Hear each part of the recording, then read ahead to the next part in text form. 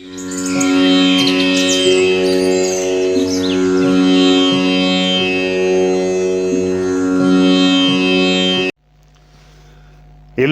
வணக்கம். எல்லோரும் நன்றாக இருப்பீர்கள். இன்றைய தலைப்பு லக்னாதிபதி ஜாதகத்தில் எங்கு எப்படி இருக்க வேண்டும். இப்போ ஒரு ஜாதகத்தில் லக்னம், லக்னாதிபதி பிரதானம். ஏன்னா ஒரு மனிதர் எந்த லக்கணத்தில் பிறக்கிறாரோ அந்த லக்கணம் லக்னாதிபதியை சேர்ந்தே இருப்பார். அதனுடைய தன்மைதான் அவரை பிரதிபலிக்கும். லக்னம், அதாவது லக்னம் உடல் உள்ளம் ஆரோக்கியத்தை குறிக்குது. லக்னாதிபதிங்கிறது செயல்திறனை குறிக்கிறது. அதாவது நீங்கள் பிஎம்மா, சிஎம்மா, கவர்னரா, கலெக்டரா, இல்லை ஐஜியா, இல்லை ஒரு வாட்ச்மேனா, இல்லை கோயிலில் பிச்சை எடுக்கிற ஒரு பிச்சைக்காரனா அப்படிங்கிறத தீர்மானிக்கிறதே லக்னாதிபதி தான். அதனால் ஒவ்வொருவரும் எந்த லக்கணத்தில் பிறந்திருக்கிறீங்களோ அந்த லக்கணம் லக்னாதிபதியை போன்று தான் நீங்கள் பிரதிபலிப்பீங்க.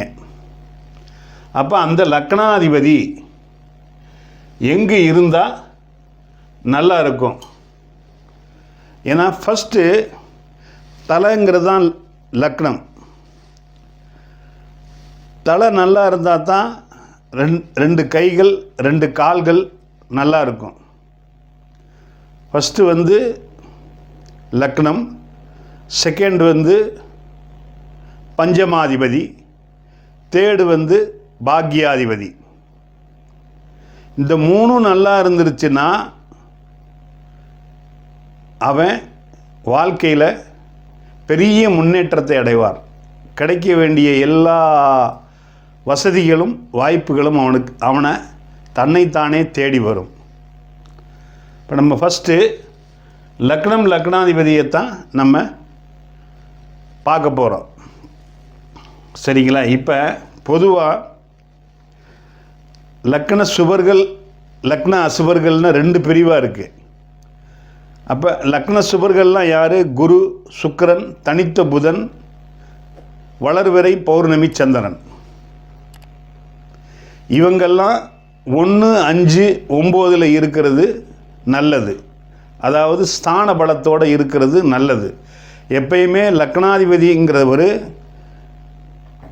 ஆட்சி, உச்சம், திக்பலம் போன்று ஸ்ட்ராங்காக இருந்தால் தான் அந்த ஜாதகர் ஸ்ட்ராங்காக இருப்பார். அப்போ நான் சொன்ன சுவர்கள் 1, 5, 9 இருக்கலாம். அசுவர்கள் கேந்திரம்னு சொல்லக்கூடிய 4, 7, 10 இருக்கலாம்.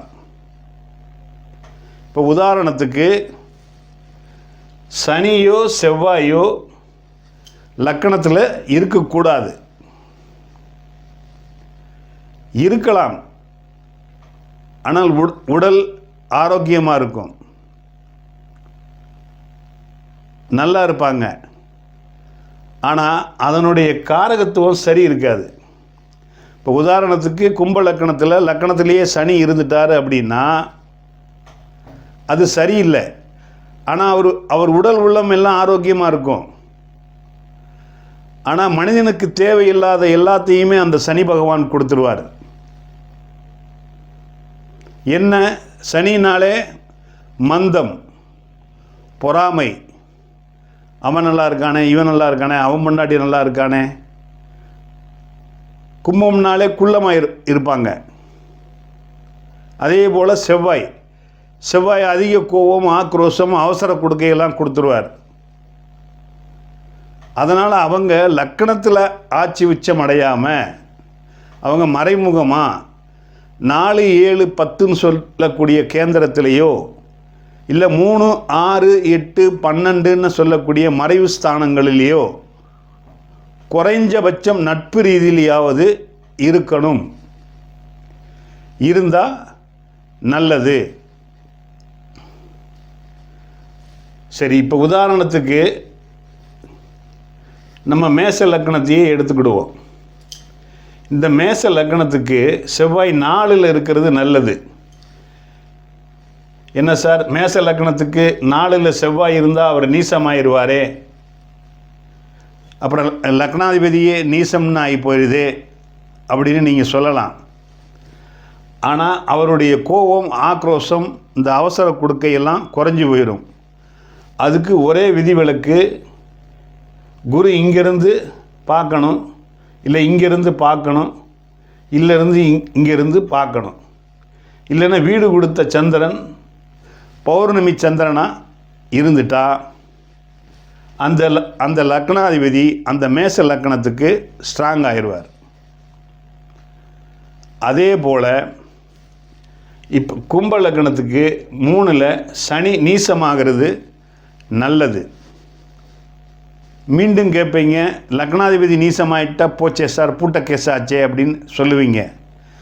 ஆனால் அந்த சனிக்கு வீடு கொடுத்த செவ்வாய் ஆட்சி பெற்று இந்த செவ்வாயை குருவோ இல்லை சுக்கிரனோ இல்லை பௌர்ணமிக்கு நிகரான ஒரு சந்திரன் பார்த்துட்டா அவர் நீச பங்கம் ஆயிடுவார், லக்னாதிபதி ஸ்ட்ராங் ஆயிடுவார்.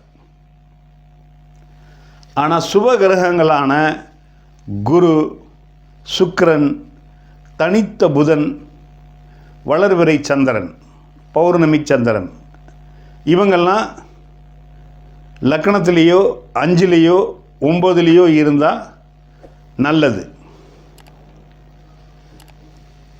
இப்போ லக்னாதிபதி 1ஆம் இடத்துல இருந்தால் என்ன செய்யும் அப்படிங்கிறத பார்க்கலாம். இப்போ லக்னாதிபதி நான் ஏற்கனவே சொல்லிட்டேன், இங்கே இருக்கலாம் மேச லக்னத்துக்கு. ஆனால் அங்கே அவர் ஆட்சி பெற்று பலமாக இருப்பார், உடல் உள்ளம் தூய்மையாக இருக்கும்.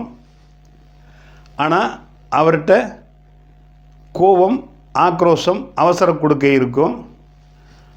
அதுக்கு நிகராக குரு பார்வையோ இல்லை குரு சேர்ந்தோ இருந்தால் அவர் குருமங்கள யோகத்துக்கு வந்துடுவார். அதே மாதிரி சனி அதாவது கும்ப லக்னத்துக்கு லக்னத்தில் இல்லாமல் 12ல் ஆட்சி பெற்று இருந்தால் நல்லது. மற்ற கிரகங்களுக்கு ஓகே. ஆனால் சந்திரனுக்கு மட்டும் ஒளி தத்துவத்தோடு புரிஞ்சுக்கிடணும். அவர் அமாவாசை சந்திரனாக இருந்தால் அவர் லக்னத்தில் இருக்கிறது நல்லது இல்லை. அதுக்கு விதிவிலக்கு என்னன்னா, குரு இங்கிருந்தோ பார்த்துட்டா லக்னாதிபதி ஸ்ட்ராங் ஆயிட்டார் அப்படின்னு எடுத்துக்கிடலாம். அப்போ ஒன்றுங்கிறது நான் சொல்லிட்டேன், அவங்க என்ன பொசிஷனில் இருக்காங்கிறத காட்டுது.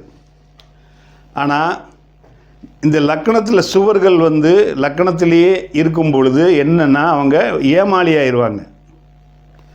பொதுவாக சுவர்கள் லக்னத்தில் இருந்தாலே அவங்க அரசு வேலையிலேயோ இல்லை ஒரு பெரிய தலைமை பொறுப்புலேயோ இருப்பாங்க, நல்ல சம்பளம் வாங்கக்கூடியவங்களாக இருப்பாங்க. ஆனால் ஏமாளியாக இருப்பாங்க. இப்போ ஒருத்தர் இறக்கப்பட்டு எனக்கு கடன் வேணும், எனக்கு ரெக்கமெண்ட் பண்ணுங்கன்னு சொல்லி அவருக்கு சாட்சி கையெழுத்து போட்டார்னு வைங்க, அவன் கட்ட மாட்டான். இவர் கவர்மெண்ட்டில் வேலை செய்வார், அவன் கட்டலைன்னு சொல்லி இவர் சம்பளத்தில் பிடிச்சிடுவாங்க. இதுதான் மைனஸ்ஸு. மற்றபடி சுவர்கள் லக்னத்தில் இருக்கிறது நல்லது.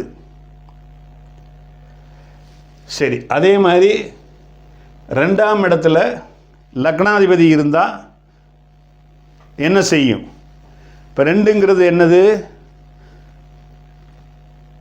தனம், குடும்பம், வாக்கு. ஜாதகருக்கு பணத்தை நோக்கி தான் எண்ணங்கள் ஓடிக்கிட்டே இருக்கும். அதே மாதிரி அவருடைய வாக்கு சுத்தமாக இருக்கும், தெளிவாக பேசுவாங்க. அவங்க குடும்பத்து மேலே ஒரு பெரிய அக்கறை வச்சுருப்பாங்க. இப்போ உதாரணத்துக்கு இப்போ இங்கே மீன் இலக்கணம் வச்சுக்கிடுவோம். இங்கே 2ல் சனி நீசமாயிட்டார். அப்போ 2ஆம் இடம் கெட்டு போச்சு. அப்போ அந்த சனி நீசபங்கம் ஆகணும். அது நீசபங்கம் ஆகிறதுக்கு நான் சொல்லிட்டேன், சரிங்களா? அதனால் 2ஆம் இடத்துல லக்னாதிபதி இருக்கிறது மிக மிக சூப்பர். ஆனால் அவர் ஸ்தான பலத்தோடு இருக்கணும், குறைஞ்சது நட்பு வரைக்காவது இருக்கணும். இருந்தால் தான் லக்னாதிபதி ஸ்ட்ராங்காக இருப்பார். லக்னாதிபதி இப்போ 3ல் இருக்கிறாருன்னு வச்சுக்கிடுவோம். லக்னாதிபதி 3ல் இருக்கணும்னா சுவர்கள் 3ல் இல்லாமல் அசுவர்கள் 3ல் இருக்கலாம். ஏன்னா அது மறைவு ஸ்தானம். இப்போ கும்பலக்கணத்துக்கு 3ல் சனி நீசமானாலும் இருக்கலாம். ஏன்னா அவருடைய காரகத்துவத்தை எல்லாத்தையும் குறைச்சிக்கிடுவார். ஆனால் உடல் உள்ளம் எல்லாம் தைரியமாக இருக்காது. 3ஆம் பாவம்ங்கிறது தைரியம், வீரியம், பராக்கிரமம், முயற்சி, புகழ், கீர்த்தி, உங்களம், இப்படி சொல்லிக்கிட்டே போகலாம். அது கிடைக்காது. ஆனால் தன்னுடைய காரகத்துவத்தை, கெட்ட காரகத்துவத்தை எல்லாம் அவர் ஒழிச்சு கட்டிடுவார். என்ன கெட்ட காரகத்துவம்? அதான் சொல்லிட்டேன். மந்தத்தனம், நயவஞ்சகம், குள்ளநெறித்தனம், ஏமாற்று வேலை, பொறாமை, இது எல்லாமே, அதாவது மனிதனுக்கு எதெல்லாம் தேவையில்லையோ அதெல்லாம் இருக்கும். அதுக்கு பதிலாக இங்கே அவர் நீசமாயிட்டாருன்னா அந்த காரகத்துவத்தை குறைச்சி ஆதிபத்தியத்தை அவர் தரணும். அப்படின்னா இங்கே வீடு கொடுத்தவன் வலுவாக இருக்கணும். குரு பார்வையிலேயோ இல்லை குரு சுக்கிரன் பார்வையிலேயோ வளர்பிறை சந்திரன் பார்வையிலேயோ இல்லை சேர்க்கையிலேயோ இருந்துட்டால் அது நீசபங்கமாகி லக்னாதிபதி ஸ்ட்ராங் ஆயிடுவார். அப்போ 3ஆம் இடமும் ஸ்ட்ராங் ஆயிரும். சரி, அடுத்து 4ஆம் இடம். 4ஆம் இடத்துல லக்னாதிபதி இருக்கலாமா? இதுவும் அதே மாதிரி தான். 4ஆம் இடத்துல சுபர்கள் இல்லாமல் அசுபர்கள் இருக்கிறது நல்லது. அதுக்கு நான் ஏற்கனவே உதாரணம் சொல்லிட்டேன். இப்போ மேச லக்னத்துக்கு 4ல் செவ்வாய் நீசம் அடைஞ்சாருன்னா அவருக்கு வீடு கொடுத்தவன் வலுவாக இருந்து குரு சுக்கிரன் இல்லை சந்திரனுடைய பார்வையை அவர் வாங்கிட்டாருன்னா அதனுடைய 4ஆம் வீட்டினுடைய ஆதிபத்தியமும் கிடைக்கும், நமக்கு காரகத்துவமும் கிடைக்கும். அடுத்து லக்னாதிபதி 5ல் இருக்கலாமா அப்படின்னா பொதுவாக மீன லக்னத்துக்கு 5ல் குரு இருக்கக்கூடாது. ஏன்னா இந்த காரணத்தில் இருக்கிற லக்னங்களுக்கு பாதகாதிபதி மாரகாதிபதியாக செயல்படுவாங்க. இப்போ கன்னி லக்னத்துக்கு குரு மாரகாதிபதி பாதகாதிபதி. அதே மாதிரி மிதுன லக்னத்துக்கு குரு மாரகாதிபதி பாதகாதிபதி. பொதுவாக மிதுன லக்னத்துக்கு குரு இங்கே 2ல் உச்சம் அடையக்கூடாது. அதே மாதிரி மீன லக்னத்துக்கு 5ல் உச்சம் அடையக்கூடாது. ஆனால் இந்த தனுசு லக்னத்துக்கு 5ல் இங்கே இருக்கலாம், அவர் நட்பாயிருவார். சரிங்களா? ஏன்னா 5ஆம் இடத்துல குரு இருந்தால் ரொம்ப சூப்பர். ஏன்னா அவர் லக்னத்தை சுபத்துவப்படுத்துகிறார், 5ஆம் இடத்தை பார்க்குறார், 9ஆம் இடத்தை பார்க்குறார். நீங்கள் பூர்வ புண்ணியம், புத்திரம், உங்களுக்கு அதிர்ஷ்டம், 9ஆம் இடம் தந்தை, நீங்களே ஒரு பாக்கியசாலி, பட்டம், பதவி, புகழ், அந்தஸ்து, இது எல்லாம் 9ஆம் இடத்துல உங்களுக்கு கிடச்சிரும். சரி, 6ஆம் இடத்துல இருக்கலாமா கிரகங்கள்? பொதுவாக 6ஆம் இடம்னாலே கடன், நோய், எதிரி, வம்பு, வழக்கு, கோர்ட்டு கேஸு, அந்த மாதிரி இதில் ஏதாவது ஒன்று ஆயிரும். அதுலேயும் விதிவிலக்கு இருக்குது. இப்போ உதாரணத்துக்கு பார்த்துக்கிட்டிங்களா, இப்போ மகர லக்னத்துக்கு 6ல் புதன் இருக்கலாம். மகர லக்னத்துக்கு 6ல் சனி இருக்கலாம். ஏன்னா இந்த 6ஆம் இடத்துல சனி மறைஞ்சி தன்னுடைய காரகத்துவத்தை குறைச்சிக்கிடுவார், தன்னுடைய நட்பு வீட்டில் இருக்கிறாரு.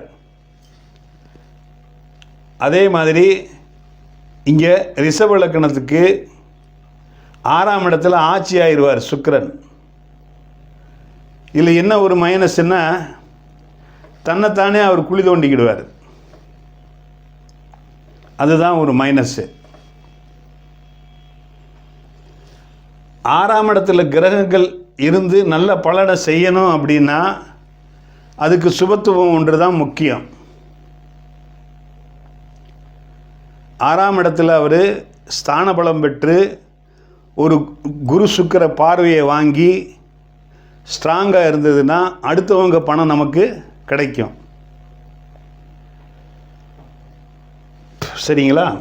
அதே மாதிரி 6ஆம் இடத்துல தனிச்சு சனி இருந்தாலும் சரி, அடுத்தவங்க பணம் நம்ம கைக்கு வரும்.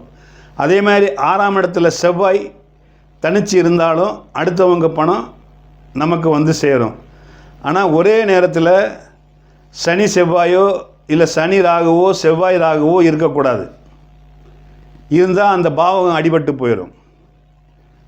சரி, அடுத்து லக்னாதிபதி 7ல் இருக்கலாமா?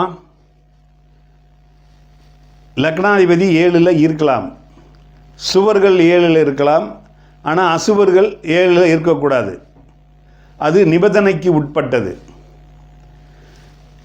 இப்போ மேச லக்னத்துக்கு 7ல் சுக்கிரன் ஆட்சி பெற்றது தான் அது ஓகே.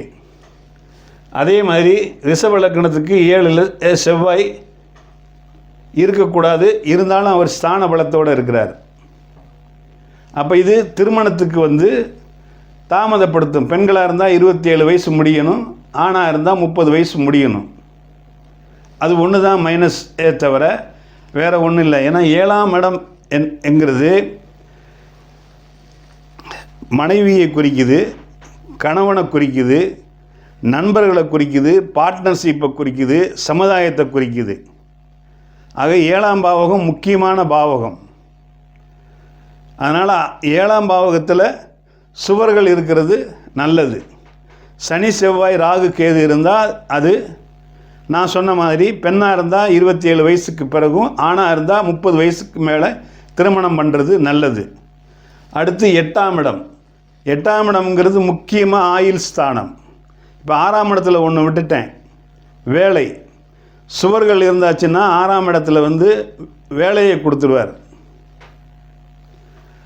அதே நேரத்தில் கடனையும் கொடுப்பார், நோயையும் கொடுப்பார். அது இருக்கும் இடத்தை பொறுத்து, சுபத்துவ பாவத்துவத்தை பொறுத்து அது ஜாதகருக்கு நடக்கும். இப்போ 8ஆம் இடம்ங்கிறது முக்கியம், ஆயுள் ஸ்தானம். அப்போ இப்போ உதாரணத்துக்கு 8ஆம் இடத்தை வச்சுக்கிட்டுன்னு பார்த்தோம்னா, மீன லக்னத்துக்கு 1 2 3 4 5 6 7 8 சனி உச்சம் அடைவார். ஆனால் சனி உச்சம் அடையக்கூடாது. அதுக்கு ஒரே ஒரு இதுதான், அதாவது இந்த உச்சம் பெற்ற சனி வக்ரமாயிடணும். வக்ரமாயிருச்சுன்னா ஆட்டோமேட்டிக்காக சரியாக போயிடும். இந்த நார்மலாக ஆட்சி பெற்ற கிரகங்கள் வந்து வக்ரமானால் அதை நீங்கள் பெருசுபடுத்திக்கிற வேண்டாம். உச்ச நீச்சத்துக்கு மட்டும் நீங்கள் அதை எடுக்கணும். இப்போ சூரியன் இங்கே உச்சமாவார், சனி இங்கே உச்சமாவார். சூரியன் உச்சமாகிறது ஓகே, ஆனால் சனி உச்சமாகக்கூடாது. சனி உச்சமானால் வக்ரமாயிடணும். ஸோ 8ஆம் இடம் ஒரு முக்கியமான இடம், அது ஆயுள் ஸ்தானம். ஆனால் சனி 8ல் இருந்தால் ஆயுளை கொடுப்பார். அவர் 8ஆம் இடத்தை பார்த்தா ஆயுளை குறைப்பார். அடுத்து லக்னாதிபதி 9ஆம் இடத்துல இருக்கலாமா? சூப்பர். லக்னாதிபதி 9ஆம் இடத்துல இருக்கிறது மிக மிக சூப்பர். ஆனால் அதில் சுவர்கள் இருந்தால் சூப்பர், அசுவர்கள் இருந்தால் விதிவிலக்கு. உதாரணத்துக்கு சிம்ம லக்னத்துக்கு இங்கே 9ஆம் இடத்துல செவ்வாய் ஆட்சி பெற்ற நிலையில் வந்துடுவார். பாக்கியாதிபதியும் அவர் தான், பாதகாதிபதியும் அவர் தான்.